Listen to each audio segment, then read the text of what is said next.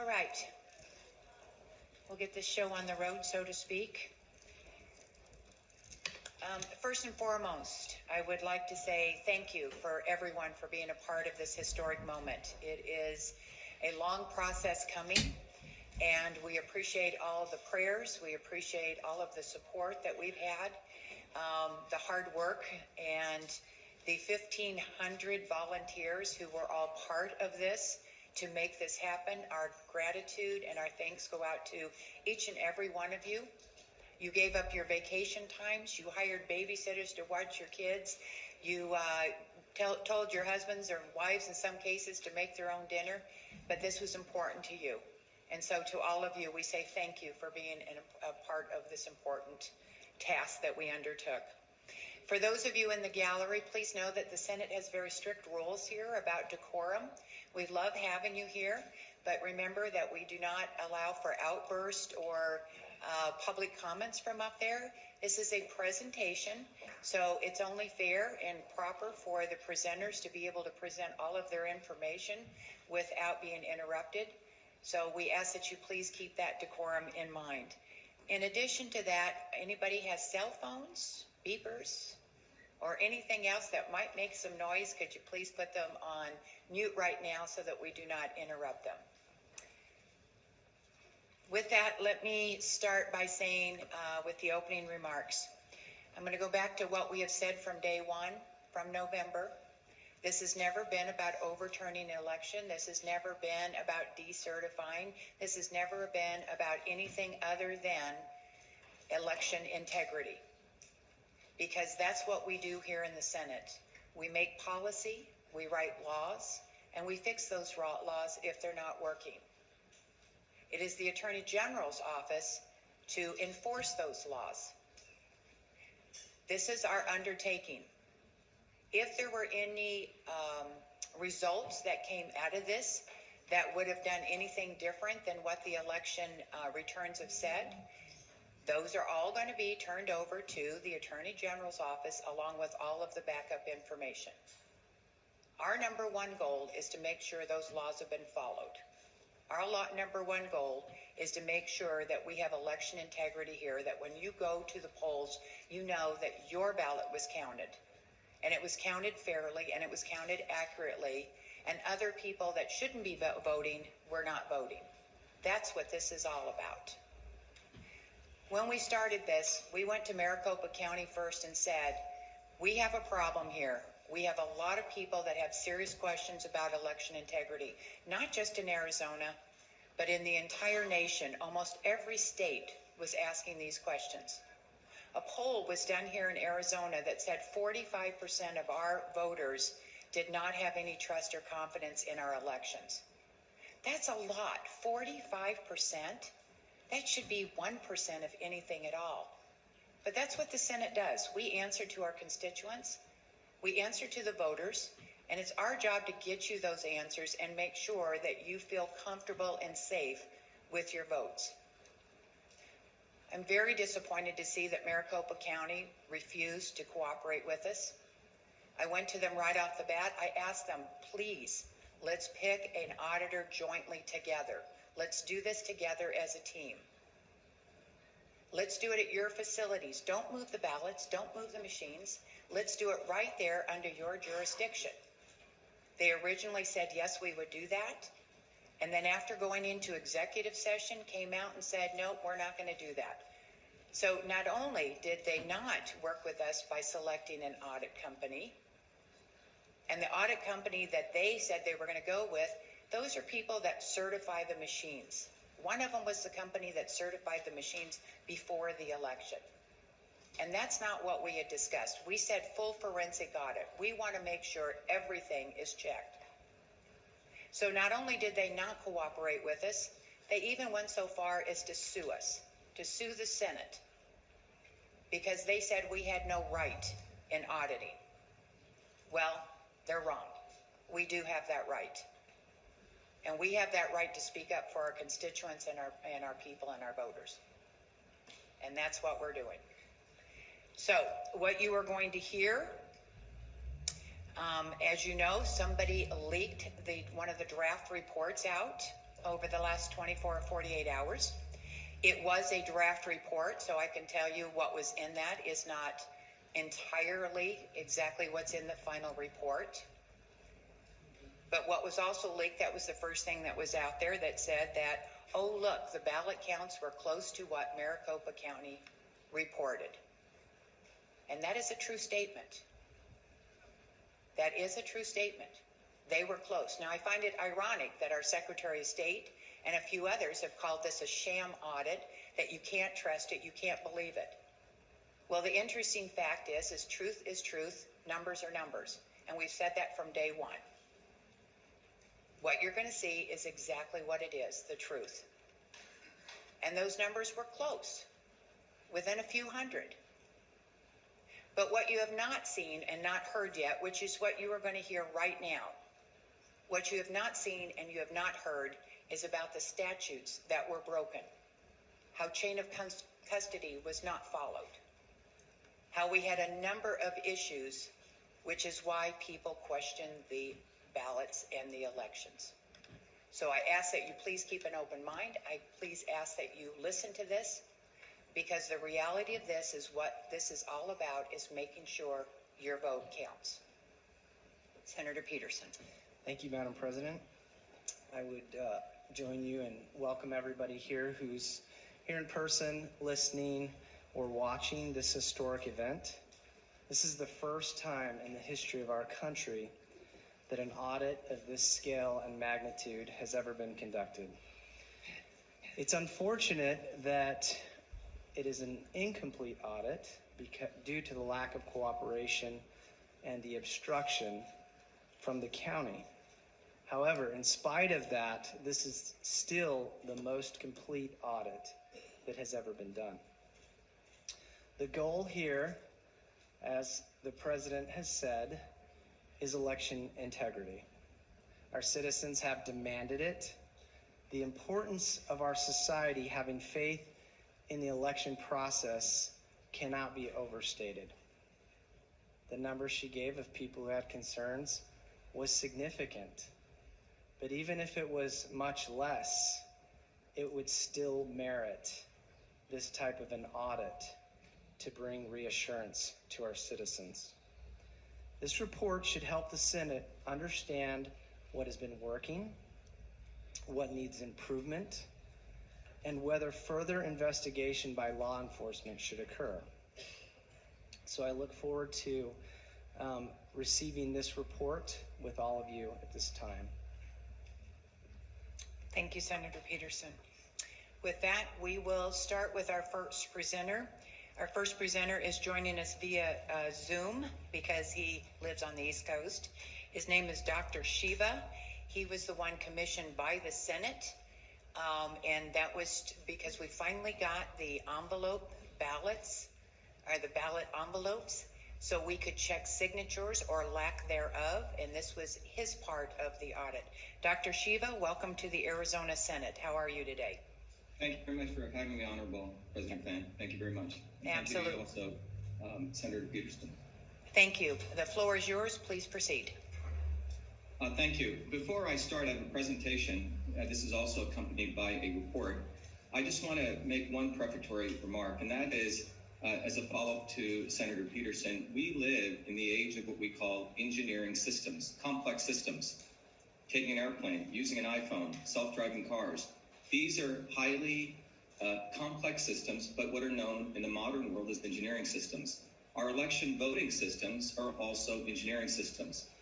And I want to thank the leadership of the Senate, the stakeholders, because they've taken a historic step here to bring the same level of engineering systems capabilities to election voting systems. And one of those important attributes is that whether an anomaly is small or large, or insignificant or monumental, it all must be welcomed, because from an engineering standpoint, it can only do one thing, which is to enhance the system.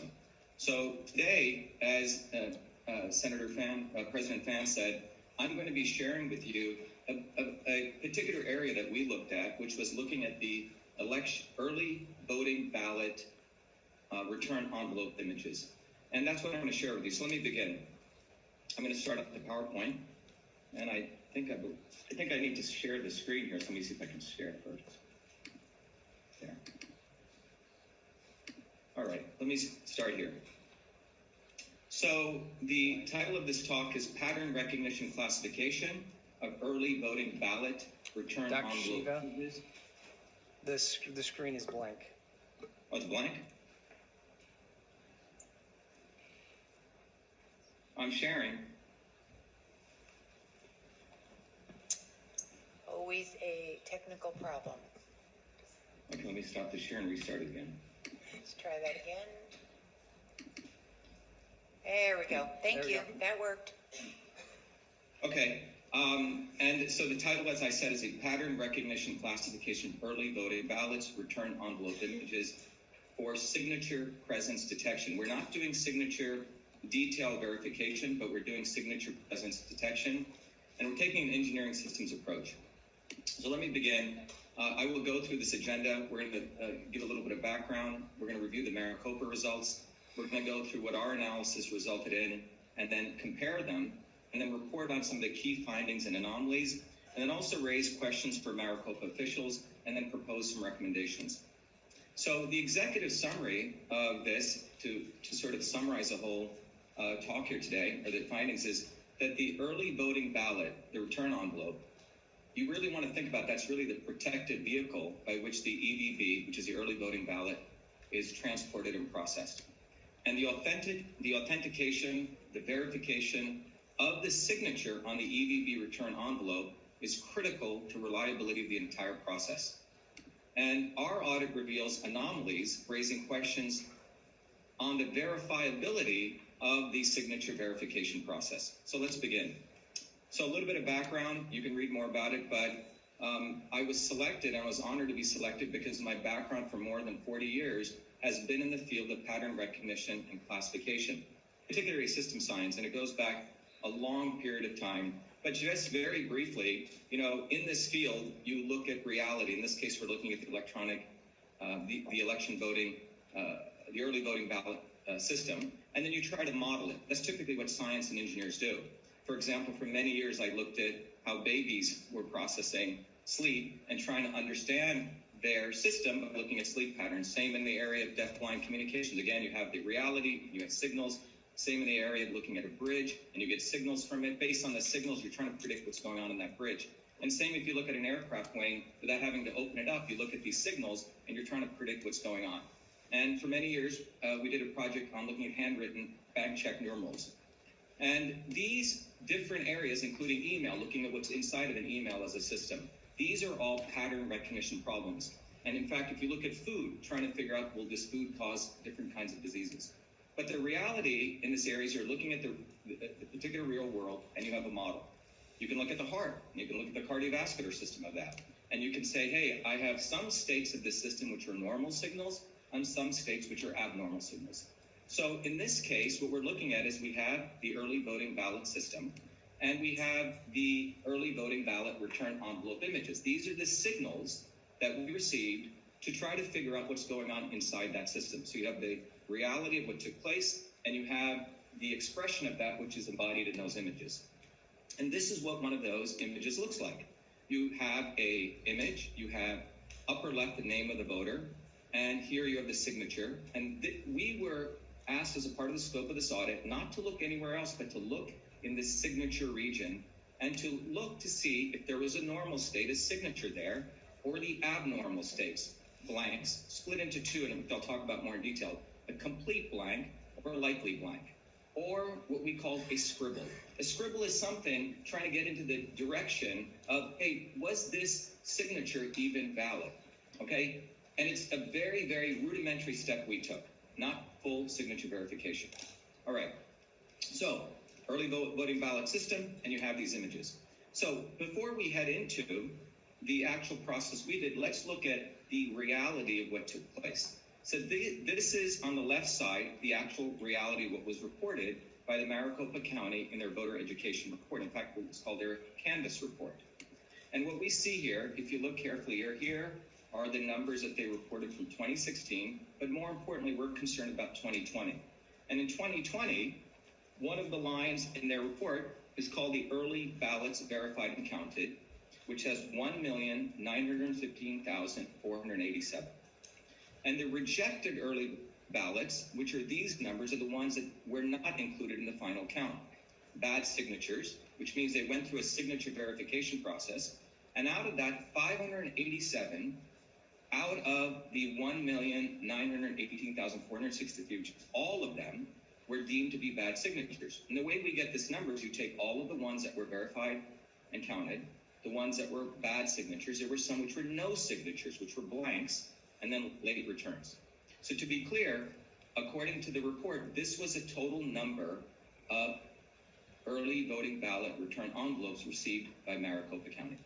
To make it a little more clear, we have 1,918,463 total unique EVB return envelopes, of which 1,455 were found to have no signatures. And at the end, there was an amount of 1,917,008 was ready for signature verification. And as a result of that, 587 were found to have bad signatures. Now, in signature verification, it's a detailed process. You can read the report, but counties vary, and Maricopa is considered, along with Florida, apparently have one of the better signature verification processes. But according to that, out of the entire lot of 1,918,463, 587, after this verification process where someone looks at the signature and they look at the voter registration signatures, and they're doing typically what's called a 27-point analysis.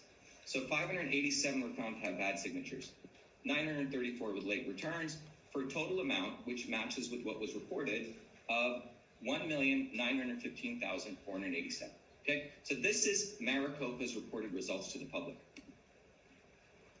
The scope of our audit, I'm going to go through the scope of this audit by also going through the process, so they'll be somewhat educational. When early voting ballots, which some people, which is a subset of those are called mail-in ballots, are submitted, those ballots are imaged, which means scanned, converted to digital images. So the EVB return envelopes, we're talking about the outside, the covering, that important covering within which is contained the ballot, is scanned before they're even tabulated. So the EVB return envelopes are opened and scanned, okay? And those create images. In fact, there are 6 different kinds of EVB return envelope formats. Let me walk you through some of them. And here's sort of a little bit closer, but let me walk you through some of them. So this is a majority of them. We call them the standard image files. This is for our lingua franca. This may not be the standard language, but for the purpose of this presentation. So this is one way that they look. There are also another set called UCAVA image files, and there's 3 different kinds. Here you have the signature here, the date here, the name of the voter here. Another version of that is a little more complicated. It's more of an affidavit. The signature's here, the name of the voter's here, and obviously we redacted stuff for privacy. And a third type of the UCAVA is type C. So you have UIF A, B, and C. All right? Then finally, we have large print image files, LIFs, and these are for people who have trouble seeing. So the instructions, everything are larger. And then finally, you have the Braille format. So again, 6 different image formats that we had to process.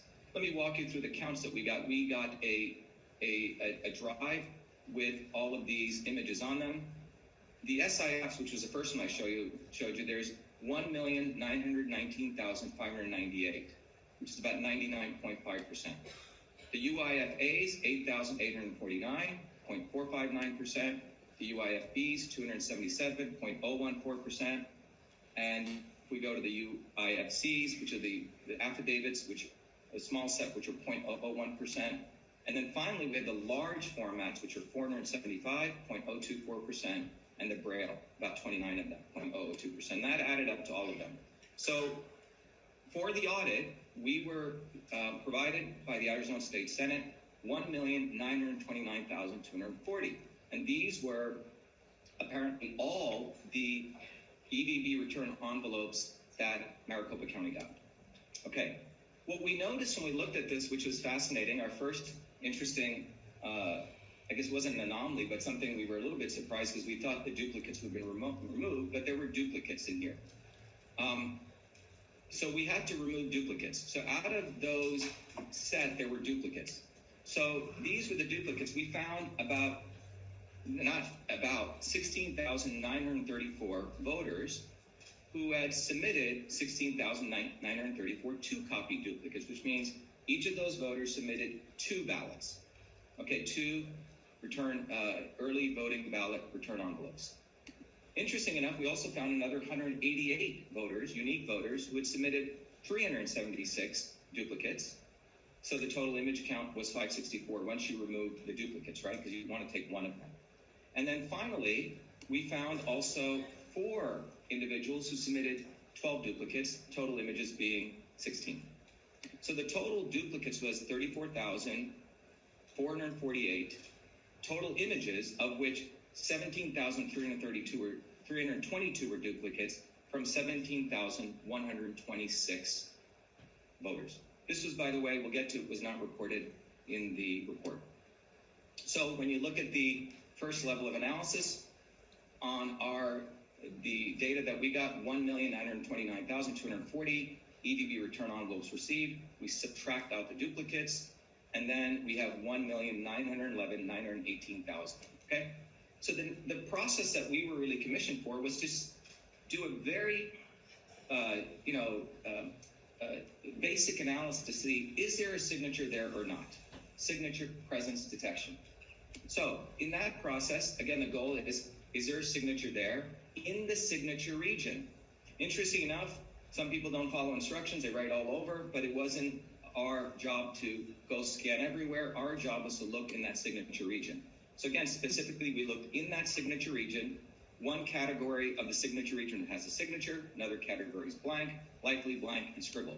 And just to keep it real simple, it was a very simple classification. If it's 0% non-white pixel density, which means nothing in that area, it's a blank. If it has a little bit, 0% or greater, but no more than 0.1%, like this example here, we put it into another category just for early classification purposes. We called it a likely blank. And then if it was greater than 1% density, greater than 1%, or that was denoted, a scribble. And what's interesting, if anything over greater than 1%, by the way, this should be 0.1% to 1%. Slight mistake here. So this is greater than 1%, okay? So let me repeat, this should be greater than 0.1%, less than 1%. Please correct that. And this is greater than 1%. All right. Then what we did was we did a distribution curve. We looked at all of the ballots and we did a distribution of pixel densities, just to give you an idea of how liberal we were in accepting something as a signature. So if you look at this, it was only this little area here, which is between 0.1 to 1%. That's a definite non-white pixel density. That's a scribble. Everything else, we were quite liberal and accepted those as signatures, even in our analysis. So again, we were not hired to do signature verification. All right. Now, after this, typically signature verification would take place, which is what the county did, and then they would also open up then the ballots and then open up the envelopes and tabulate them. So let's go to our signature presence detection. So we took a ballot, or it could be any ballot. First of all, we classified it into one of these 6 categories. That's what the system did. And then for each one of for 4 of those, we removed the duplicates, as I've shared. And then we looked at the ballots. Once we knew which one it was, we identified what kind of region, we extracted the region. If possible, though this was not part of the scope, we also tried to extract the name. We were able to do that for close to, I think, 99% of them. So we also used different types of classifiers, which is in pattern recognition lingo, for each one of these different kinds of ballots to ultimately put them into one of these 4 buckets. So let's look at the results. So we're first going to look at the non-duplicates, which means all those early voting ballot, EVB to be simple, return envelopes, which were non-duplicates. And here we see predominantly 99.77%, we denoted a signature. Again, anything greater than 1% pixel density. These scribbles we found were 0.13%, okay? 2,420. And the blanks fell into 2 groups, the definitive blanks of 1,771 and the likely blanks of 101. This adds up to 0.1%, okay? Then we also looked at the counts. So of these, you had, just to be clear, we had 2,420 scribbles, and we have 1,872 blanks. We put both of these together in our sum total. Similar